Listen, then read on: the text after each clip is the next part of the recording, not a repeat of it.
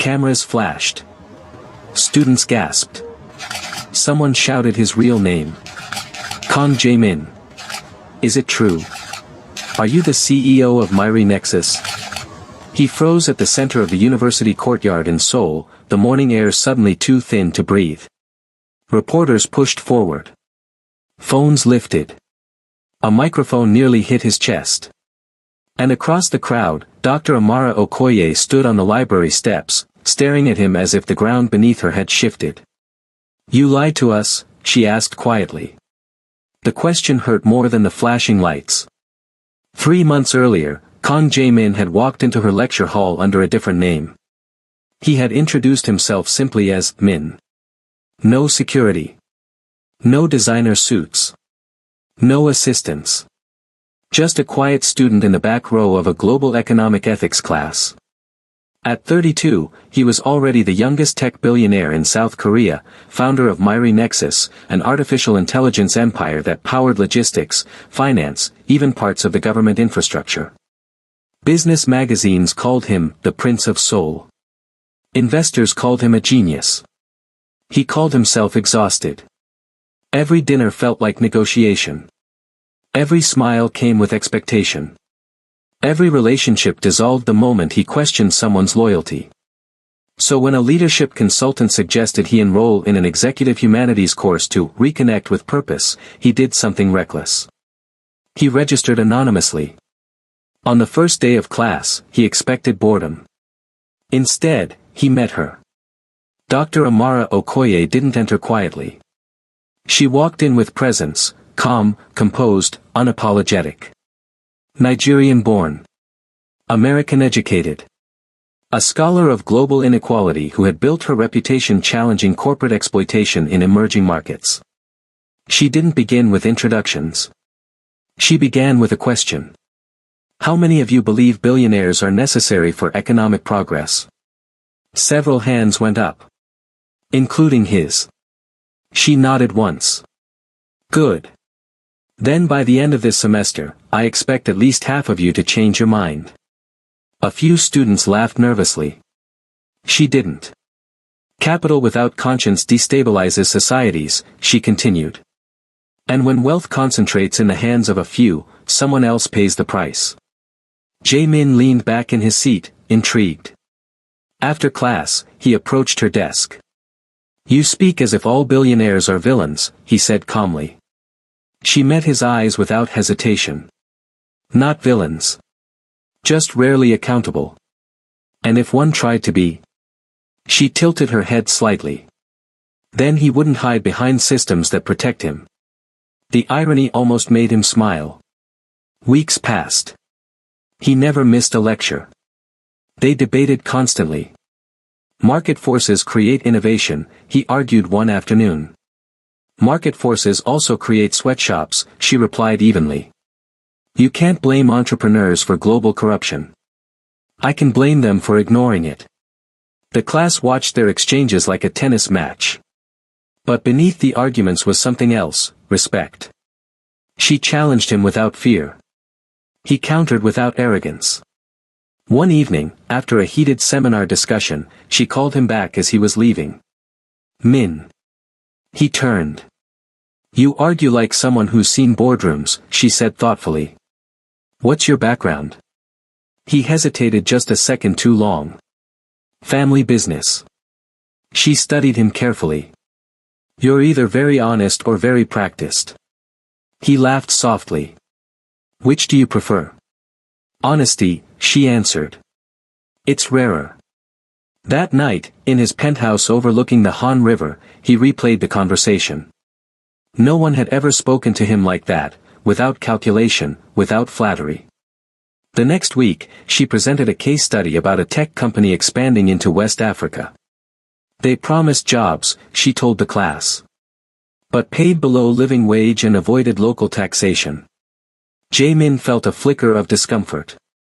Myri Nexus had similar operations. She continued, ethical leadership requires sacrifice. Profit cannot always be the priority. After class, he remained seated. She approached him slowly. You were quiet today. I was listening. To what? To what responsibility sounds like. Her expression softened, just slightly. Responsibility sounds expensive. He smiled faintly. Not as expensive as regret. Something shifted in her eyes. Over the next month, he began making quiet changes. He instructed his CFO to review overseas labor contracts. He increased wages in 2 subsidiaries. He authorized an anonymous donation to an educational nonprofit in Lagos, one she had mentioned during a lecture. He didn't tell her. But he noticed how passionately she spoke about African youth empowerment. Education, she said one day, pacing slowly at the front of the room, is the one thing exploitation fears. After class, he walked beside her toward the faculty building. You care deeply about this, he observed. My father was a professor, she replied. He believed knowledge was armor. And you? I believe knowledge is power. He looked at her differently then. Not as an intellectual opponent. But as a woman who had built herself from conviction. One evening, rain poured over the city. Most students rushed home. He stayed behind under the corridor awning. She joined him. You don't seem like the others, she said quietly. How so? You listen. He swallowed. You make it difficult not to. Their eyes held for a second longer than appropriate. Then she stepped back. Careful, Min. I don't blur lines with students. Even curious ones. Especially curious ones. He watched her walk away, realizing something dangerous. For the first time in years, he wasn't in control. If you're already invested in this tension, make sure you subscribe and like the video, because what happens next changes everything. And back in the courtyard, months later, as reporters shouted his real name, he understood one brutal truth. He should have told her himself. Instead, she had to find out like this. And the look in her eyes wasn't anger. It was disappointment. And that scared him more than losing billions ever could. The courtyard buzzed like a storm that refused to pass. Dr. Okoye, did you know he was the CEO? Were you manipulated? Was this an experiment? Amara didn't answer the reporters. She didn't even blink. She simply looked at him and said, my office. Now. The crowd parted as they walked inside the faculty building. The door shut. Silence. He exhaled slowly. Amara. Don't, she cut in sharply. Don't say my name like we're equals in this moment. He flinched. How long, she asked. Since the beginning. So every discussion. Every disagreement. Every conversation. Her voice trembled just slightly. All staged. No, he said quickly. None of it was staged. You enrolled under a fake identity. I enrolled under my middle name. Her eyes hardened. You deceived the institution. I needed anonymity. You needed honesty. The words hit like a verdict. He stepped closer. I came here because I was tired of being treated like an asset. You treated me like a human being. And you repaid that by lying. He had no defense. I was going to tell you, he said quietly. When? She demanded. After graduation. After I recommended you for something. After I trusted you completely. Her disappointment felt heavier than anger. You challenged me, he said desperately. You forced me to rethink everything. That was my job. It became more than that. Silence. Her voice lowered. Did you ever consider how this would affect me? A foreign professor in Korea. A woman in academia. If people think I knew. He froze. He hadn't. She let out a breath that sounded almost like pain. Power protects you. It does not protect me. The weight of his privilege had never felt so suffocating. I never meant to harm you, he said. Intent doesn't erase impact. Outside, his phone buzzed non-stop. Investors. Board members. Public relations advisors. His assistant texted, "Emergency board meeting. Media backlash intensifying." Amara stepped back. "You need to leave campus." He hesitated. "Amara. Leave." He walked out alone. By evening, the story dominated headlines across South Korea. Myri Nexus CEO secretly enrolls in university ethics course. Billionaire studies under professor who criticizes corporate greed. Comment sections exploded. Some praised him for humility. Others accused him of manipulation. The board meeting was brutal. "What were you thinking?" one director snapped.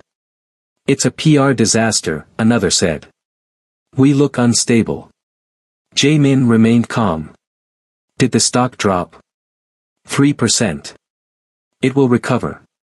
"This isn't about stock," the chairman growled. "It's about credibility." He almost laughed at the irony. Credibility. That was exactly what he had lost with the only person who mattered. Days passed. Amara avoided him entirely. He drafted messages. Deleted them. Drafted again. Finally, he sent one simple text. "I owe you an apology. In person." No reply. Instead, he saw her on television giving a short statement to media. "I was unaware of his identity," she said firmly. "My academic integrity remains intact." She was protecting herself. From him. The realization twisted in his chest. That night, he drove alone, no security, to a quiet overlook above the Han River. The city lights reflected on the water like fractured stars. He thought about her father's words she once shared. "Knowledge is armor." He had stripped hers away by exposing her to scrutiny. The next morning, he did something unexpected. He called an emergency press conference. Cameras gathered again. He stepped to the podium without notes. "I enrolled at the university seeking anonymity," he began calmly. "But anonymity does not excuse deception. I take full responsibility." Reporters leaned forward. "Dr. Amara Okoye had no knowledge of my identity. Any implication otherwise is false." He paused. "And I have requested a temporary leave as CEO of Myri Nexus while the board conducts a review." Gasps rippled through the room. Share prices would dip further. But he didn't care. He continued, "Ethical leadership requires sacrifice. I learned that in her classroom." For the first time, he used her name publicly with respect, not possession. When Amara watched the broadcast later, alone in her apartment, her expression shifted. He hadn't blamed her. He hadn't deflected. He had taken the hit. But damage remained. That evening, he stood outside her building, uncertain. She opened the door before he could knock. "You shouldn't be here," she said. "I stepped down." "I know. For you." Her jaw tightened. "Don't make me responsible for your decisions." "I'm not," he said quickly. "I'm trying to become someone worthy of them." Silence hung heavy between them. "Why didn't you trust me?" she asked softly. He answered without hesitation. "Because I was afraid you'd treat me differently." "I would have." His heart sank. "I would have held you more accountable," she continued. "Not less." He stared at her. "You assume I dislike you because you're wealthy," she said. "That's not true." "Then why?" "I dislike dishonesty. I dislike imbalance. I dislike feeling foolish." "You're not foolish. I trusted you." The vulnerability in her voice almost broke him. "I never meant to play with your trust," he said. "But you did." She stepped back toward her doorway. "I need time." He nodded slowly. "I'll wait." "If you care about me," she said quietly, "prove it without grand gestures." The door closed gently. And for the first time in his life, Kon Jae-min understood something simple and terrifying. Love could not be negotiated. If you're feeling this emotional shift, don't forget to like the video and comment what you think she should do, forgive him or walk away. Because what he does next might surprise you. Weeks passed without contact. Jae-min didn't return to campus. He didn't send flowers. He didn't attempt dramatic apologies. Instead, he worked quietly. He reviewed Myri Nexus's African operations personally. Wage increases became permanent. Tax loopholes were closed. A new scholarship program launched for students from underrepresented countries, fully transparent, no hidden branding. He named it the Okoye Initiative. Not publicly. Internally. When the board asked why profits were tightening, he answered simply, because sustainability matters. Meanwhile, Amara faced her own battles. Some colleagues whispered. Some admired her composure. A few warned her privately, be careful. Powerful men rarely change. She focused on her research. But sometimes, late at night, she replayed their debates. His sincerity. His questions. The way he listened. 3 months later, she received an invitation to speak at the Global Economic Responsibility Summit in Seoul. She almost declined.